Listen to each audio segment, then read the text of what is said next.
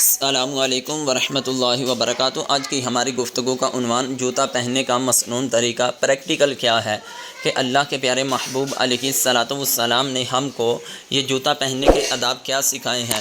جب انسان جوتا پہنے تو جوتا پہننے سے پہلے انسان کو جوتا پہننے کی دعا پڑھنی چاہیے۔ اور جوتا پہننے کی دعا کیا ہے، حدیث پاک سے تو کوئی خاص الفاظ ثابت نہیں، اتنا ہے جوتا پہنتے وقت انسان بسم اللہ الرحمن الرحیم پڑھ لے۔ اب جوتا پہننے سے پہلے ہم نے جوتے کو اچھی طرح جھاڑنا ہے۔ ہو سکتا ہے کہ ہمارے جوتے کے اندر کوئی کینکر ہو یا کوئی کیڑا مکوڑا ہو، اس لیے انسان جب جوتا پہننے سے پہلے اپنے جوتے کو پاؤں سے جھاڑ لے، جس طرح کہ آپ ویڈیو کی صورت میں پریکٹیکل دیکھ رہے ہیں۔ اور دوسرا اس کا طریقہ کار یہ ہے کہ انسان اپنے ہاتھوں سے بھی پکڑ کے جوتے کو اچھی طرح جھاڑ سکتا ہے، تاکہ اس کے اندر سے مٹی، جو کیڑا مکوڑا یا کوئی کینکر وغیرہ ہو، وہ اچھی طرح نکل جائے اور انسان کے پاؤں کو کسی طرح کا کوئی بھی نقصان نہ پہنچے۔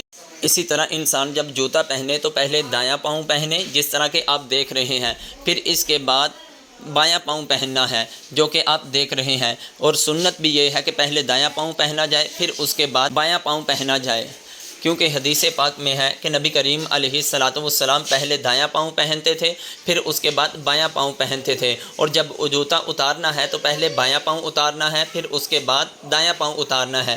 حدیث پاک کا مفہوم ہے کہ جب انسان بیٹھے تو اپنے پاؤں سے جوتے کو اتار لے، اس سے پاؤں کو راحت نصیب ہوتی ہے، پاؤں کی تھکاوٹ دور ہوتی ہے۔ اور ایسے ایک ادب یہ ہے کہ جس طرح جوتا الٹا پڑا ہو تو الٹے جوتے کو بھی سیدھا کر دینا چاہیے، کیونکہ اگر کوئی جوتا الٹا ہو، اس کو سیدھا نہ کیا جائے تو اس سے انسان کے رزق کے اندر بے برکتی اور تنگ دستی، فقر آنے کا خدشہ ہوتا ہے۔ اللہ ہمیں دین کی سمجھ عطا فرمائے۔